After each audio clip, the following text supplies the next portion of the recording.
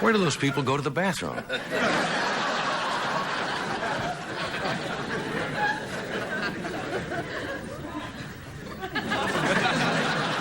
I'm just looking at you for a change. You're looking at me like something's going to happen. What was the temperature out here in the valley today? High, 90s. Something like that. I saw a bumblebee backing his stinger into a popsicle today. Anyway, this is the Tonight Show, the 60-minute late-night program that comes to you on the NBC network. We are in the city of Burbank, in the San Fernando Valley, in Southern California. I want you tourists to know exactly where you are when the next disaster hits. Yeah, did you make a trip into Hollywood? How many of you come to California and then want to go to Hollywood? Yeah.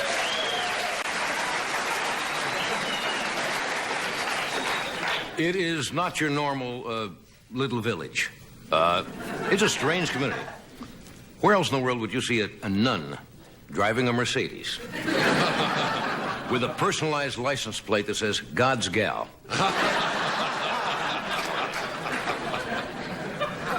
And while you're in Burbank, I like to plug Burbank because it's a nice, friendly community, and it is.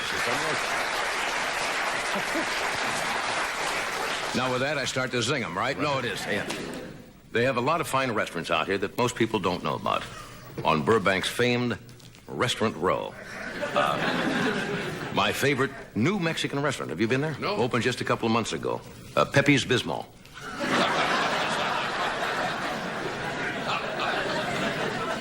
You'll know you're in Pepe's because over table they have a giant piñata filled with Tums. After the first course, the head waiter fires a starting gun for the men's room. It is a weird place. How many of you took the NBC tour today? That's one of the highlights. The way I keep track of the inflation rate in this country is to keep asking the audiences what the tour is today. When we first came out here 10 years ago, I think the tour was $1.25. Right. Now, what is it? What do they charge now? $3.50. $3.50? They ought to be ashamed. But today, if you took the tour, Friday is the big thrilling day. That's when they have the changing of the parking spots. No, they go out and they change the names on the weekend anchor team. Today, I think Trish Toyota became Cynthia Allison. And that's a very big move out there. Have you seen my parking spot? Yeah, I know. So they... Never heard of a parking spot getting applause. Today, some wise guy installed a whoopee speed bump in front of my parking spot. It's kind of a slow news day. In Beverly Hills, there's a street called Rodeo Drive. It's probably one of the most exclusive streets, certainly one of the most expensive. They had a fire on Rodeo Drive today. True. Yeah. You ever seen the Beverly Hills Fire Department? They don't have a Dalmatian. They have a poodle with a little leopard coat. Fireman ran into Gucci's and yelled, "Where's the fire?" And the clerk says, "I have a customer."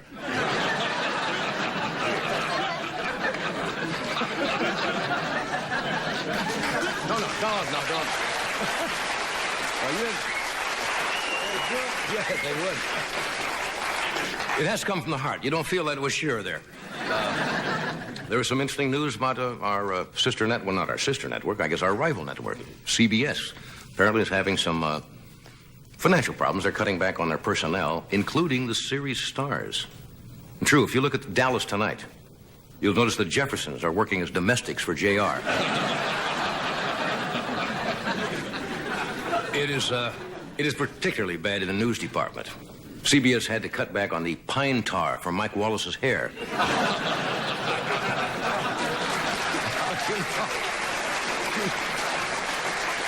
You know who I'm going to hear from, don't you? Yes. Mike is very sensitive about that. Very. So I should say right now, to the best of my knowledge, Mike Wallace does not dye his hair. What he does, he bleaches his face.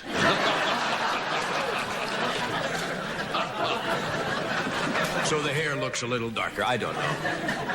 But CBS must be having their problems because I turned on the news the other morning and Charles Kuralt was on the road hitchhiking.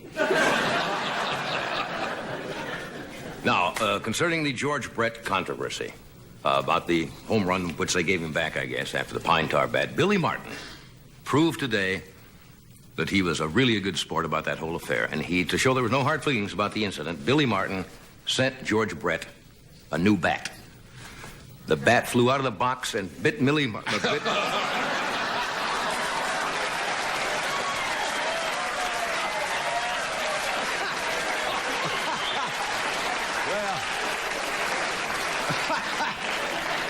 something like that. Bat flew out of the box and bit George Brett on the neck, was the way the joke goes, but it doesn't make any difference now anyway. I do think the Yankees could have been a little more gracious in the way they ended the controversy. I don't think it was nice to say to Brett, give him back his hemorrhoids, too.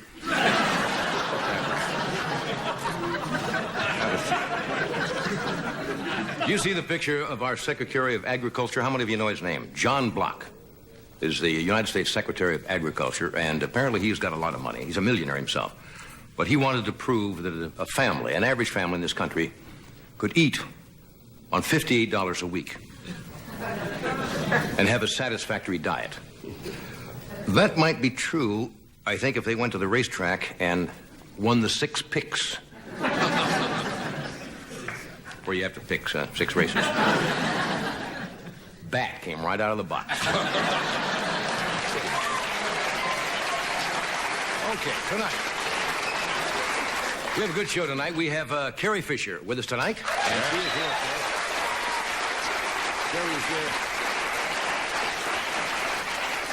Garry, of course, is here because Return of the Jedi has not been getting enough publicity.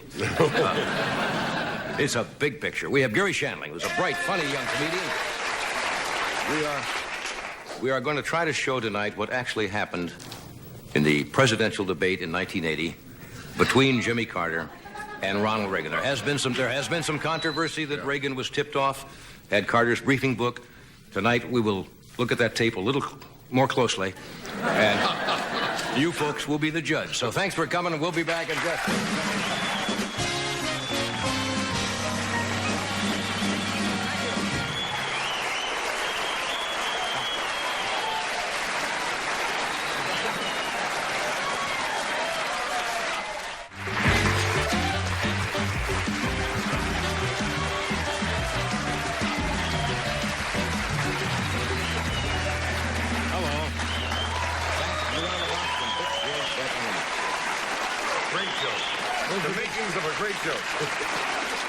My first guest, I'm sure everybody in the world knows. She has played, I think, twice already, the Princess Leia, right? Yes. Kind of a feisty heroine in Return of the Jedi, and she did 2 earlier chapters of that. So this is her 3rd time. Star Wars and The Empire Strikes Back, and now Return of the Jedi. This is her first appearance with her. With her. The audience is right. The audience is right. I'm losing my speech, and the lady said I cannot hear anymore. This is a very cruel crowd we have here tonight. They are really out to get This is the first time she's ever been with us. Yes. I'd like to make that clear. Okay. Would you go... Well, would you... Here's Carrie Fisher.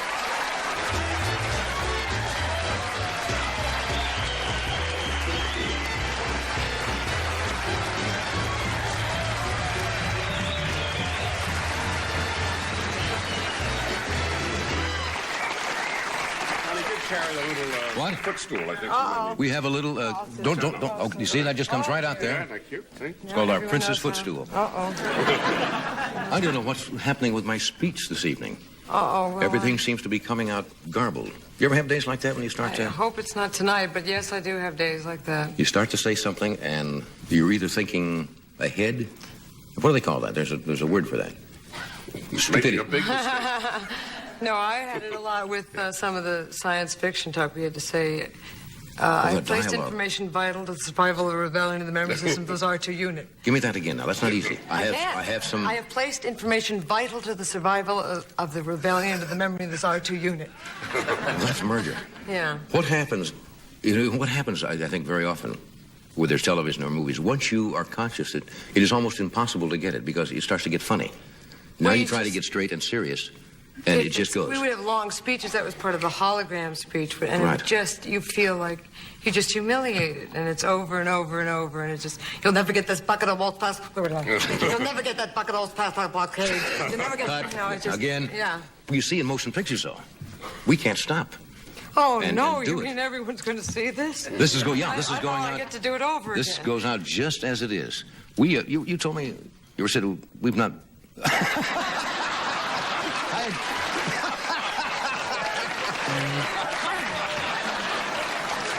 I've got too much pine tar in my throat. I had two questions in mind. I was going to say we had not met before, and then I was changing the question to say I saw you in... Of course I saw you. You were sitting in a chair in makeup. And you said, I'm trying not to be nervous. I said, why would you be nervous on this show? This is easy. I've never been on this show, and Yeah. I do get nervous. I don't know what I'm going to say, and I think I'm going to go... Yeah, don't worry about it. But we did meet, I understand, some years ago in Las Vegas. Yes, but I think I was about 13 years old, and I just used to try and hide in Las Vegas. I don't think it's appropriate to be in Las Vegas at 13. You don't really know what to do. I never did it. The only thing I could figure out to do... Was your mother working there at the time? Yeah, and I was in her act. We probably should establish that you are the child of Debbie Reynolds and Eddie Fisher, right? I guess we should establish that. Well, Let's get it over with. well, people might not remember when you say I was working there. Your mother was Yes. working there. So I was working in a nightclub act, and I was 13, so there's not much for you to do. You can't gamble, so I would try and think up things to do. So page people by the pool. Adolf Hitler, please. Mr. Hitler, please. You're kidding. Well, you're 13. You want to make Greta Garbo, and you get people looking around. I mean, Page you people that are work there. gone. What do you do to make it interesting? Well, I was asleep most of the day. How come you would be working in a nightclub act at age 13? Was that allowed? You have to get some kind of special waiver I or guess what? so. Unless, if it wasn't, I'm sure in trouble now. But yes, I worked from 13 to 16 in Las Vegas Right. as part of my mother's act. Right. What'd you do in the show? I sang and flung my chords around and so on. Yeah? Mm-hmm. What else did you do to kill the time in Vegas? You get on page people. I paid people. Well, you do things like give surprise parties for people whose birthday it wasn't. Then it's really a surprise. They like start that. singing along, and suddenly the cake comes toward them, and they start to get, And it's not their birthday. No, that's the best surprise party you can give to someone. You have a weird sense of humor. I like that. Was it, when you grew up, of course, you have both parents are in entertainment business. The average child would look at that from afar and say, gee, that must be glamorous. But when you're there, you're not conscious of it at the time. You're just the child of two people who happen to be in the entertainment business. But did you know that you were in some kind of glamorous business? Not until I started watching Father Knows Best and stuff, and I thought, now, those guys, Mom doesn't come home on that show and wash body makeup off and wear sequins and take a wig off and things like that. And something's off here. But I went to school with a lot of other kids that did the same thing. But, I mean, there was Mom, Mrs. Anderson, making a roast, and my mom was, flinging a mic cord. And Yeah. So to you, it was kind of normal until you... It was normal for me. But then at about 16, I went, Yeah. This isn't quite right? Yeah, this is, I thought everybody had movie star parents. Living your own fantasy. Yeah. But through this commercial, friend, we shall do it, and we're coming right back. So stay tuned. That's all I can bring you.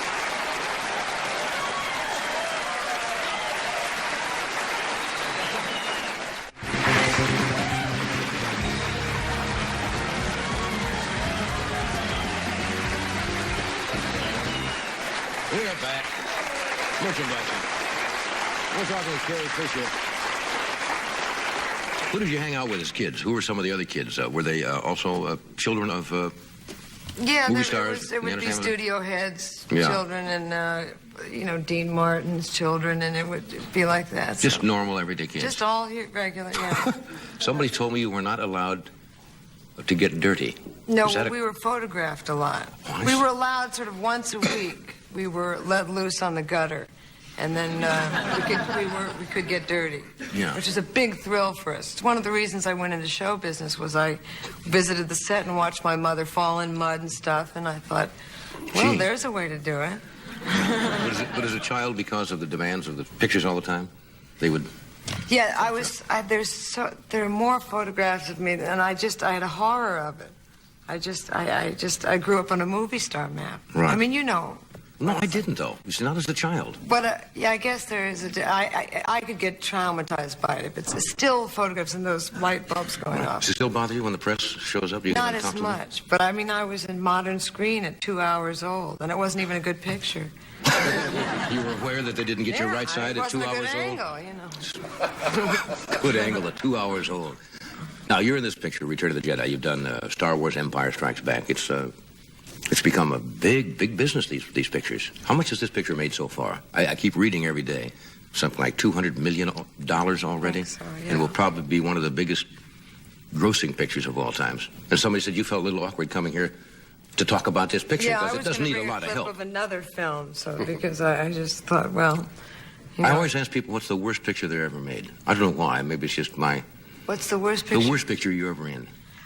Usually for me, it's when the experience of making it isn't Right. so much fun. I didn't have that much fun making Under the Rainbow. Yes. Now, when you do pictures like Star Wars and so forth, you don't see everything that's going on around you, do you? Because a lot of that stuff is done later.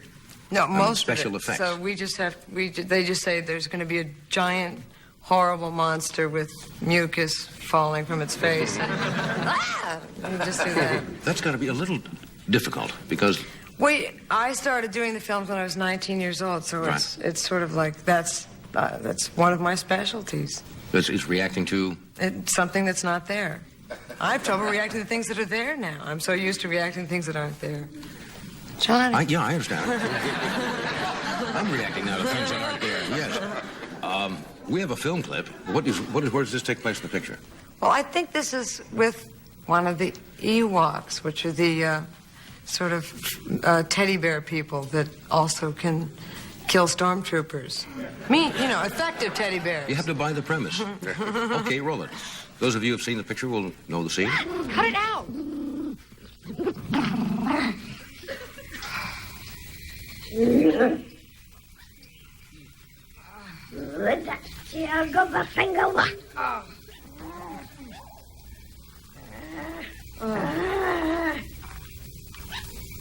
I'm not going to hurt you. Oh. Come on, sit down. I promise I won't hurt you. Now come here. No. All right. You want something to eat?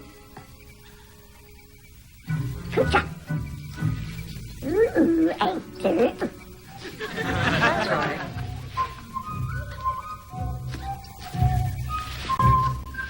Come on. Hmm?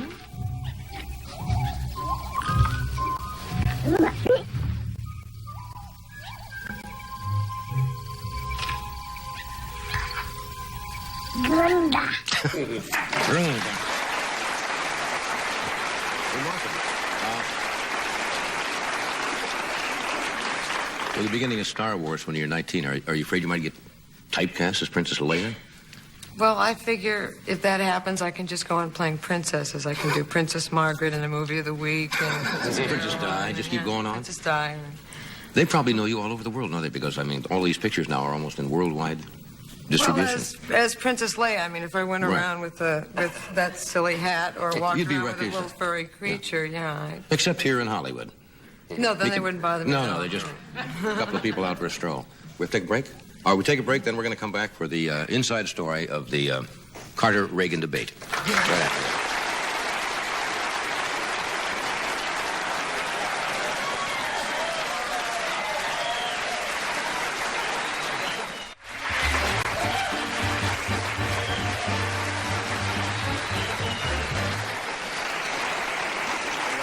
As you know, for some weeks there's been a lot of controversy in the media about the presidential debate of 1980 between then-President Jimmy Carter and Ronald Reagan. And there have been allegations made, and apparently it happened, that somebody from the Carter staff at that time made available to Reagan aides Carter's briefing book. So therefore, Reagan was better able to know Carter's strategy in the debate and anticipate his questions. We thought it'd be interesting to go back and look at that original tape of the debate to see if there was really anything we could pick up that you didn't see the first time. Johnny, is there anything special we should look for in this? No, I don't think so. It's pretty self-explanatory. So we'll show you a small portion of the Reagan-Carter presidential debate of 1980 and see if you can see if there's anything going on.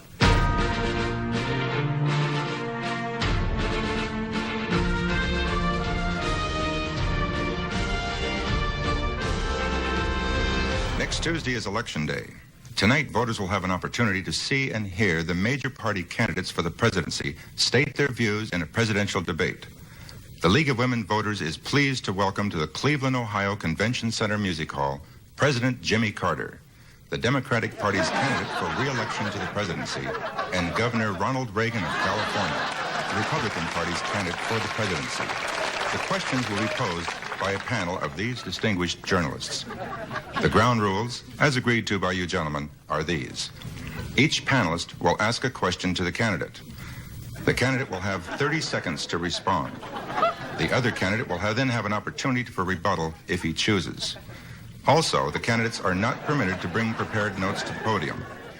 Now, based on a toss of the coin, President Carter will respond to the first question. Mr. President, what steps would you take in a second administration to bolster the economy? Well, as you know, the new economic revitalization program that we have in mind would result in tax credits which would let business invest in new tools and factories to create even more jobs, about 1 million in the next 2 years. Additionally, I'm prepared tonight to unveil a new program which my advisors and I have been working on in complete secrecy. And this program will create 900,000 new jobs for young people. Well, I believe your secret program calls for 700,000 new jobs. No, that's 900,000 new jobs. Well, I'm sorry, your nines look like sevens. In addition, last night in a closed-door session with my top economic advisors, we projected that the inflation rate will be reduced to 3%. Well, there you go again. It's 8%. No, it's 3%. Well, your threes look like eights, your nines look like sevens, and your threes look like eights. Now, ask yourself, America's got a president with poor penmanship. Are you better off now than you were 4 years ago? Governor Reagan, if you were president, how would you deal with the Russian military buildup in Afghanistan? Well, it's very difficult for me to answer that question because, naturally, I'm not privy to the classified intelligence information as a sitting president. So, maybe that question should be addressed to Mr. Carter. President Carter. In regard to Afghanistan, the top secret information I have received in my latest confidential military briefings indicates that they have over 4 Russian divisions, and just yesterday these troops are being reinforced with 2 armored divisions and 5 artillery battalions, not counting the 7 squadrons of air support, or the division of paratroopers massed on the border. Speaking of that, Mr. President, do you have a plan to rescue our hostages in Iran?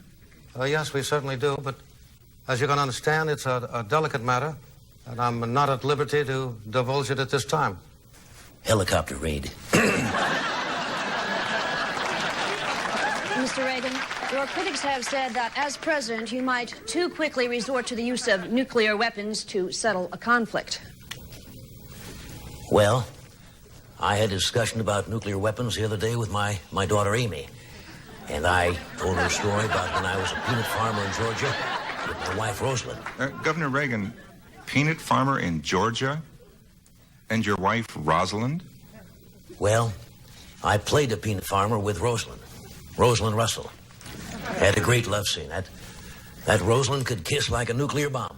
I hope that answers your questions about the all-important nuclear race. Mr. Carter, do you have any questions you'd like to ask Mr. Reagan directly?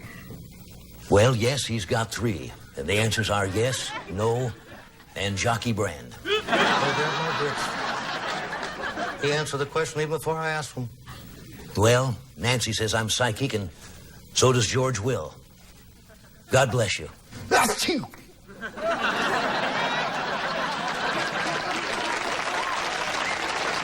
Gentlemen, it's time for a brief summation. President Carter. I'd like to say that Mr. Reagan has demonstrated he has no viable plan for running the country and no understanding about what I've said tonight. Well, that's not true. I have a very clear understanding of what you said tonight. In closing, I'd like to thank the League of Women Voters for staging this debate. I'd like to thank the members of my staff for helping me to prepare. Well, I'd also like to thank the members of your staff for helping me to prepare.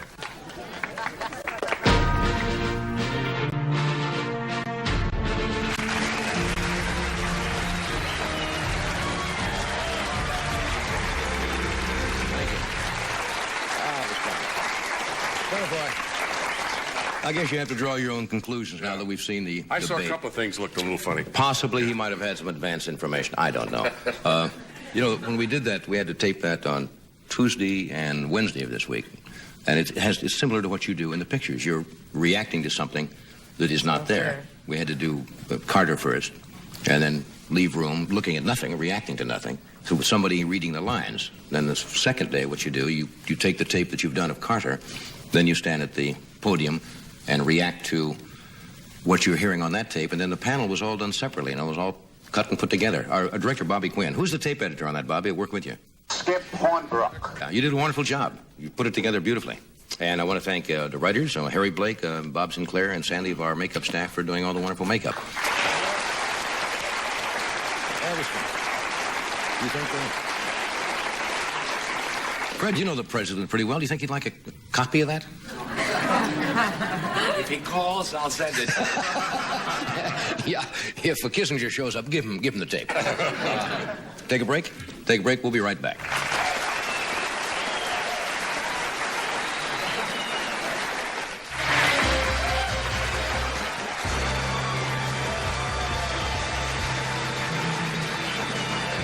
We're back. Okay. My next guest, Garry Shandling, is here tonight. He is one of the brighter young comedians that's emerged in the past several years. He is currently appearing at the Universal Amphitheater in Los Angeles with Donna Summer. And he's going to be opening for Joan Rivers at the Oakdale Music Theater in Wallingford, Connecticut, August 5th and 7th. And then he's going to tour with Melissa Manchester for a week starting August the 8th. Would you welcome Garry Shandling? Garry?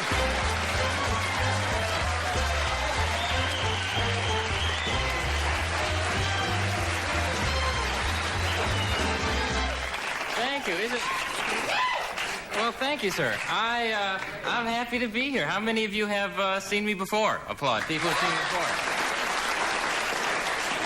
Great. Well, great. There goes that material. No, actually, I write every day, and I keep my material fresh, so it's all right. So, what do you think about this Watergate thing? Boy, that was...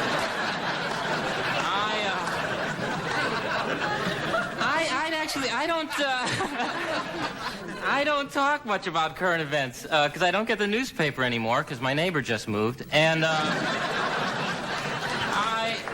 have a new house. I'm a homeowner, which is very weird, but it's great because I can decorate it the way I want to, not like my folks. You know, my folks have a bowl of waxed fruit on their coffee table. I guess this is in case some mannequins come over. I'm not eating this junk. I just saw my folks, and my dad gets grosser each year. I don't know is your dad like that? I'm talking to my dad. He'll take his car keys out of his pocket and stick them in his ear. You know? And I'm going, are you starting your head or what, Dad? He said, I must be, son. I'm backfiring here.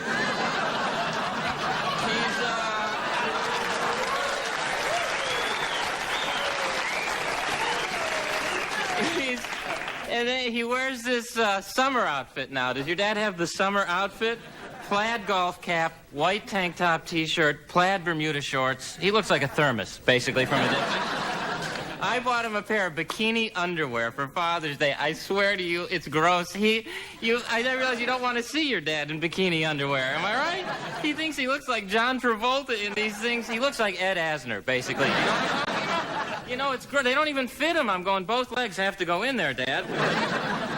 You want to see your dad in boxer shorts. That's a dad's uniform, am I right? The old loose ones where he turns quick, but they stay right where they are. And they get higher each year. It's like the rings on a tree. You can tell how old your dad is by where the elastic band mark. It's a weird... He's a funny man. He likes to hunt, but he won't use a gun or a rifle, so he takes the Buick down to a deer crossing and waits. You know? This is a good spot, son. You know, he's got a scope on the dashboard of the car. He won't have guns or rifles in the house. One time someone broke in and he yelled, "Someone's in the house! Get the car!" So I have this new house. I have moths in my house. I have actually holes in my underwear from moths. I mean, you would think there would be certain garments even moths wouldn't eat. You would think they would go underwear. No. Give it to Mikey. Well, how do they get in the drawer? Do they open the drawer? Has anyone ever seen this happen? Do they all get on the handle and flap real hard? What's going on there? So anyway, I'm happy. I'm like getting older. I'm still single. Those of you who have seen me before know this is like a condition, basically. I did go out. This is great. I went out with Miss Georgia recently. Actually, former Miss Georgia. But all right, it was George Foreman. But what's the difference? So no, this is a true story. I met Miss Georgia at the Miss America contest. I swear to you, and she wore her crown on our date. I mean, I'm serious. And people are looking at us going, "Is this chick eating too much margarine or what?" And she's sitting on the hood of the car waving at people. You know, I'm going, "Get in the car." And so we go. I'm telling you all about my life. So we go to the movies, right? Now, I always embarrass myself with the movies. This is true. When I save a seat for somebody, I hang my jacket up on their chair, so it looks like someone's sitting there, right? You don't have to be assertive. Am I right? It's great. So last week, 8 friends of mine said, "Go down, save our seats for us," right? So I'm sitting there nude, right? And, you know, people are coming up to me going, "Is that seat with the underwear taken?" I said, "Yeah." He said, "Oh, you have moths." I said, "Yeah, do you know how they get in the drawer?" So here's the good part. So I get her home, right? So we go home, and there's always that sexual tension when you're dating, right? I mean, I think I've heard every excuse for a woman not going to bed with me. I remember this one girl actually said, "Look, not with this Falkland Island thing."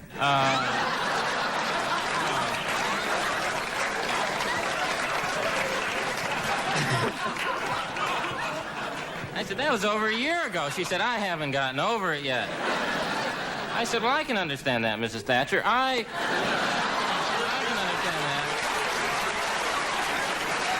So, actually, I'm great in bed. No, I never fall out. I have guardrails. I have a hospital bed, basically. I have a mirror above my bed, and on it says, "Objects are larger than they appear."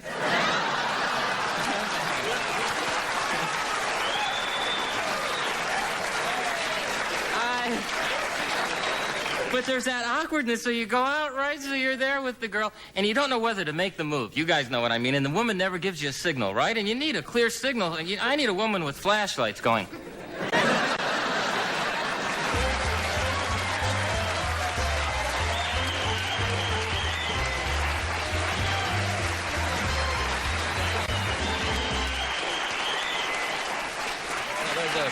That's funny stuff, Gary. Good, Gary. That's very funny stuff. Thanks. You brought up a good observation there. Why do they put rear view mirrors on cars that say objects may be closer than they appear? What good is that when you're driving? I mean, you got to fly there. If you think it's 100 feet back and it's 10 feet off your... Yeah, it's scary. If you see a big, like, Mack truck, you probably figure, it's a Volkswagen behind. So I'll cut them off. I don't care. So how's it like being single? Oh, it's bad. Well, you should know. You should know. No, it's hard meeting new women. I'm happy to meet you. Yeah. Your parents are Eddie Fisher and Debbie Reynolds. Maybe you know my folks, Irv and Muriel Shandling. Irv and Muriel Shandling?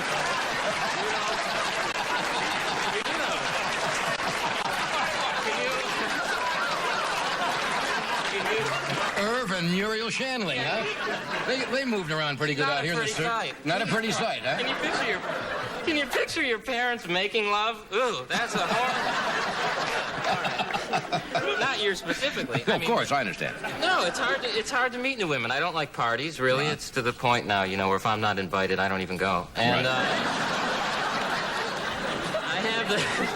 How about singles bars? I don't like bars because the guy always has to go on a limb. I wish women would approach guys more because we're easy, basically. I mean, we're tramps, basically. All right.